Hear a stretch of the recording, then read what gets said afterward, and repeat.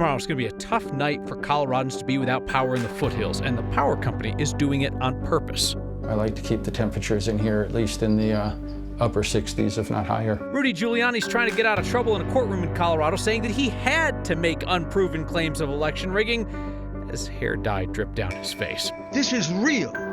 It is not made up. It is not, there's nobody here that engages in fantasies. Denver Health is putting the Denver back in its name, cracking down on people coming into the city from outside for free medical care.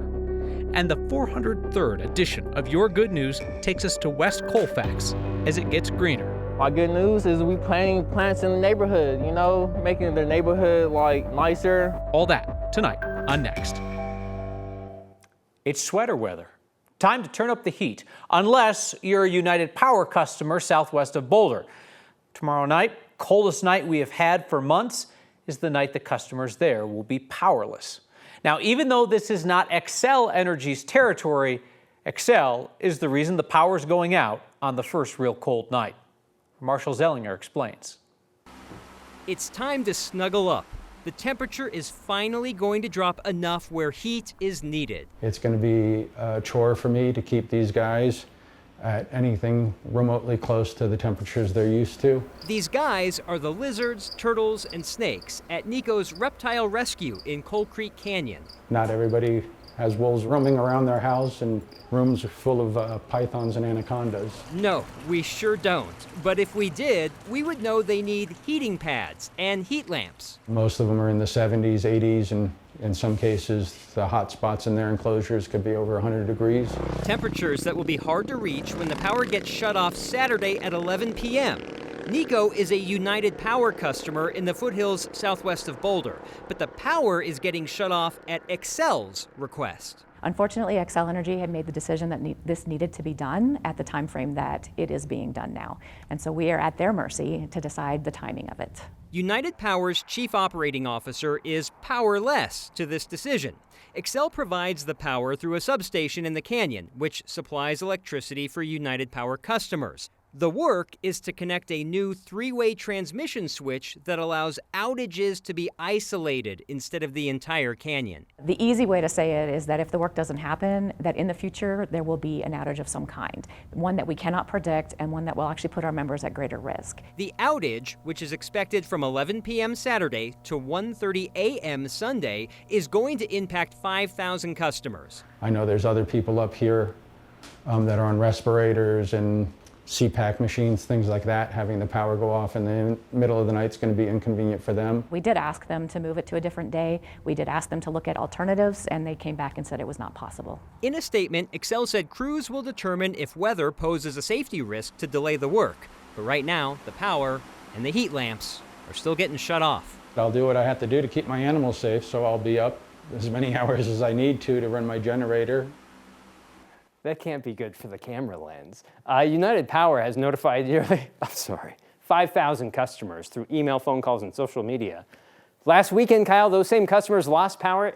They didn't know what was happening. Yeah. It turns out Xcel started the project last weekend. United Power told me Xcel didn't give them enough time to notify customers last weekend. They have that notification now. They weren't thinking about the lizards. It's, of all the things that you think about, right? You think about the medical equipment, you think about the people who are here cold sensitive. I wouldn't have thought of the lizards. The fans, the heat lamps, the heating pads. Sure, yeah. Look, Xcel's trying to do something right because there's one transmission line, so if something happens to that substation, everybody goes off. Yep. They're putting in, I think we've shown video before where it's there's three, and so you could shut power off to one, to the other, or the other, and keep the others still flowing. That's what they're installing. But even when they're trying to do something good, look at the temperature. Yes, it's a tough spot that they're in. Not as tough as the spot that the reptiles are in, but still a tough spot nonetheless. Marshall, thank you. You just walk away or you're going to make me laugh. Rudy Guiliani is asking an appeals court in Colorado to let him off the hook for spreading unproven claims that Denver-based Dominion voting systems rigged the 2020 election. Giuliani's attorneys say that his statements about former Dominion executive Eric Coomer were protected speech, because Giuliani was building a legal case for former President Trump to challenge the election. The Coomer character, who is close to Antifa, the man is a vicious, vicious man. He wrote horrible things about the president, and he specifically says that they're going to fix this election. Hot enough for a reptile in that room. It's a shame that they couldn't go live there. Those claims made by Giuliani shortly after the 2020 election started here in Colorado. There's a far-right podcaster who claimed that he listened in on an Antifa conference call. I'll say it again. Listened in on an Antifa conference call where Coomer supposedly promised to make sure that Donald Trump would not be reelected. The guy who made this claim has never ponied up the evidence, but that didn't stop Giuliani from talking about it in public. Coomer's now suing several Trump allies, including Giuliani, for defamation, said all this forced him to go into hiding. Courts have repeatedly struck down efforts to have that case dismissed. Giuliani's attorneys were back at it yesterday. They told the appeals court in Colorado that Giuliani's comments should be covered by what's called litigation privilege, because he made the claims while hunting for potential witnesses. Remember, we're talking about, this is November 19th, 2 weeks after the election. They're scrambling to get evidence and to get complaints filed. You're supposed to be able to talk about these cases so that you have a way of finding witnesses and finding plaintiffs. Coomer's attorneys argue that Giuliani made those claims without doing any research into whether or not they were true, and that litigation privilege should not apply because Giuliani never filed a suit against Coomer. Court has not ruled on this yet, but they let a similar defamation case move forward earlier this year. District Attorney Linda Stanley is losing her law license. This time it is for real, it is final. The Republican DA in Chaffee, Fremont Park, and Custer counties lost her last chance at an appeal of her disbarment today. It means she will be removed from office November 1st. She's getting the boot for her unethical behavior. A branch of the Colorado Supreme Court denied her request to postpone disbarment until after her term is up in January. She'd asked to keep her job in part to use that salary to pay her legal bills. The judge wrote today that allowing her to stay in office could cause significant harm to the Coloradans she represents. The 11th Judicial District's chief judge will pick somebody to fill that job through the end of the year. Denver Health is once again warning city leaders that skyrocketing costs could lead them to cut some services unless Denver gives the hospital more funding. This week, Denver Health CEO Donna Lynn told City Council that the hospital system is on track to provide more than $155 million in uncompensated care. That is care to people who do not have insurance. That yearly total includes $37 million in care to people coming from counties outside Denver. Lynn says those numbers have risen drastically since the pandemic, but the amount of money the hospital gets from the city to cover that uncompensated care stayed flat, about $38 million a year. As the gap continues to grow, the hospital says it's getting tougher about letting out-of-towners in there for non-emergencies.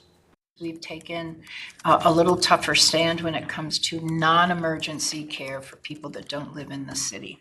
We are now requiring driver's licenses as well as proof of something that's current, like a utility bill. The hospital also says some of their contract services with the city, like doing medical care in the jails, that is at risk of being reduced or cut if they don't get additional funding. This all comes as Denver Health is asking voters to approve an additional 0.34% sales tax increase that would raise about $70 million a year to cover some of the hospital's operational costs. You may recall when Donald Trump came to campaign in Colorado last week, he falsely claimed that people could not get a bed at Denver Health because the hospital was overwhelmed by migrants. We have no evidence that that is true. Denver Health says new immigrants made up less than 2% of its patient visits last year. Tonight's next question comes from the libertarian writer Ari Armstrong. Give his work a read if you haven't already. I saw him asking online, good question, what happens if you skip one of Colorado's many ballot questions? Since the passage depends on a certain percentage of yes votes, does leaving a ballot issue blank hurt its chances? So if you feel completely neutral about one of Colorado's ballot issues, leaving it blank has no impact on the outcome. But if you want the thing to fail, you have to vote no in order to have an impact. Leaving it blank does not put it any closer to failing. Ballot initiatives that would amend the state constitution have to get 55% approval to pass. That is 55% of all the people who respond to the question, not 55% of all the ballots cast. It's a little complicated, but that's a good question. Finding respite care for the families of children with disabilities and delays is difficult. A nonprofit in northern Colorado is providing one more option. This week's Word of Thanks microgiving campaign supports Whale Respite Center. WHALE stands for We Help and Love Everyone, and that is precisely what they do. They provide respite childcare every weekday in Weld County, a safe and fun place for kids with disabilities to go while giving their caregivers a chance to rest and recharge and get other things done. Specialized staff offer full and part-time care, after-school care, a summer camp. Whale Respite Center staff is specially trained to provide structured lesson plans as well as just fun play for kids who have developmental disabilities, physical disabilities, behavioral issues, or mental health challenges. All the money that we raise together is going to go towards scholarships to help lower-income families afford that respite care. Scan the QR code on your screen or text the word THANKS to 303-871-1491 to get that link to join me in donating. And more than 3,000 of you have signed up to simplify the whole process. You give monthly to the Word of Thanks Fund. You put in your information once, and then we split the donation amongst all the nonprofits that we feature. And what that has built is that every micro-giving campaign lately has started with about $23,000 in your donations. Well, the feds are about to roll up on Colorado's cannabis businesses after years of hands-off inspections. We worked for 3 years with the community to create a vision for this community, and now we're beginning to see the results of everyone's efforts. A seed of idea, you could say, planted years ago, finally pays off along West Colfax. Next. Feds say it's high time for a closer look at marijuana industry in Colorado, so they're setting up a joint task force of sorts to conduct regular inspections starting this fall. The Occupational Safety and Health Administration, OSHA, says recent inspections have highlighted all kinds of safety concerns tied to Colorado's cannabis industry. They say employees at growing, processing, and manufacturing facilities are frequently exposed to risks like fire hazards, toxic chemicals, heavy machinery, and mold. And they also say that many of those businesses they inspected were not warning employees about the hazards or providing proper protection. The Denver and Inglewood branches of OSHA have conducted 44 inspections of cannabis businesses over the past 7 years. 3 involved deaths. OSHA says a lot of those inspections were due to some kind of fire or explosion that happened during the extraction process. Well, the mountains are getting their first big snow of the season this weekend. Saw some flakes falling in Aspen last night. They've got a fancy watch that measures those things because it's Aspen. There's a winter storm warning in effect for the San Juans, including Telluride and Silverton, and roads may be a no-go at times in southwest Colorado over the weekend. In the metro area, just some rain. Just some rain. Meteorologist Lauren Robinson is along. Yeah, folks need to take precautions with their reptiles and so forth because the cold is a-coming. Right, you do want to make sure you're taking precautions with all of your pets, with all of the cold coming in, especially off to the southwest where we are expecting a couple feet of snow across the San Juans. The rest of the state just going to get maybe a couple of inches of snow and maybe a little bit of rain depending on where you are. Right now we have a live look over downtown Denver. It's gloomy. It was much cooler this afternoon as well. 44 degrees right now at DIA with a little bit of rain. We have winds coming down from the north at around 12 miles per hour. Our live radar is still showing the heaviest snowfall off to the southwest across the San Juans where we do have winter weather alerts in place. But as we take a look across the northeastern corner of the state, we're going to see these rain showers really start to fill in across the eastern plains while just kind of being hit or miss across most of the urban corridor and then off to the west with just a dusting of snow in the foothills and in the high country. But back to the southwest where we do have that winter storm warning again across the San Juans. We're expecting a couple feet of snow there and then other areas like eastern portions of the San Juans and then the Saguache Mountains, the Sangre de Cristos, the Wet Mountains, even Pikes Peak. These areas are under winter weather advisories, maybe for about half a foot to a foot of snow. All of these areas will see gusting winds paired with that snow, creating whiteout visibilities. Those are roads you don't want to be traveling on at least through around noon Sunday. Outside of that, this evening, most of us seeing lows in the 30s and 40s with some 20s in the high country. And then tomorrow, we're going to see similar temperatures all across the state with most of us being in the 50s and 60s. So we're cooler on Saturday. We start to rebound a bit Sunday, but then as we move into next week, sunny and warm. Well, how many are on the yard or how many are still waiting to be put up? Takes a lot of work to be the Halloween house on the block. When a woman in Arvada wasn't feeling up to it this year, her community stepped in to help. How about a double dose of neighbors helping neighbors? Celebrating the headlines of your life, next.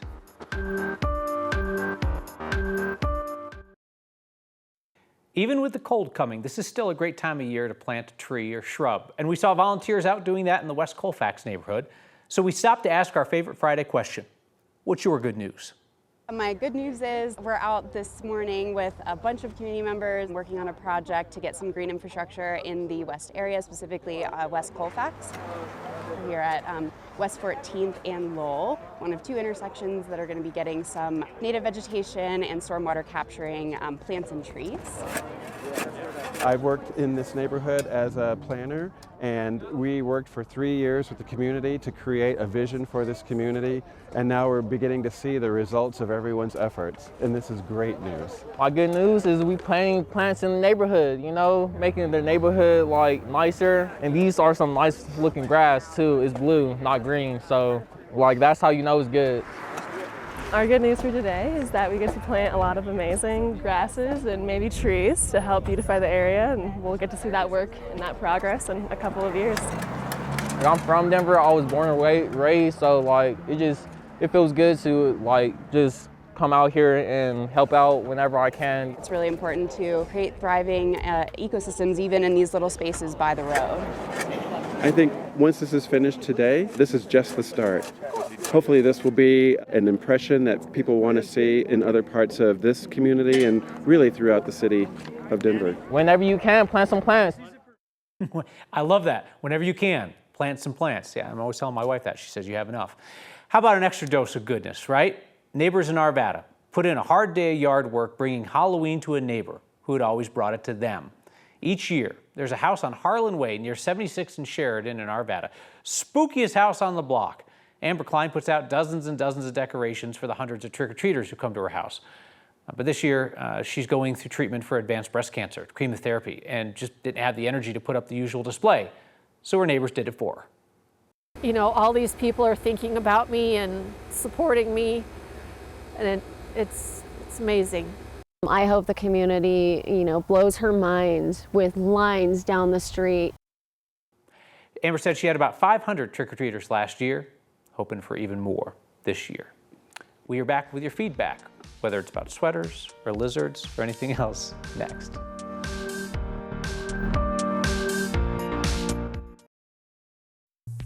The most Colorado thing we saw today is an RTD rider waiting for the bus and not getting any younger. Julie from Denver sent us this photo. The Halloween skeleton at the RTD bus stop. I actually like that a lot. That could also be somebody waiting for the RTD train to Boulder and Longmont. There could be generations of skeletons for that. If you see something that says Colorado to you, email it to us, next@9news.com, or now you can text next. Text next at 303-871-1491. A lot of sartorial feedback today. Craig says, sure seems like Marshall's story would have been best told like a fireside chat, holding a pipe with that nice sweater. We will fire up the fireplace when it gets cold enough around here, Craig. Lynn says Marshall is rocking the sweater. I'm sure he appreciates that. Lynn, of course, had nothing to say about mine, which is a statement in and of itself. And maybe it's this text. Hey, Kyle, your black shirt looks like a blouse. When I hear the word blouse, all I think of is that, you know, that episode of Seinfeld where Jerry wears the puffy shirt that looks like the Seinfeld shirt? Maybe I'll do that next time.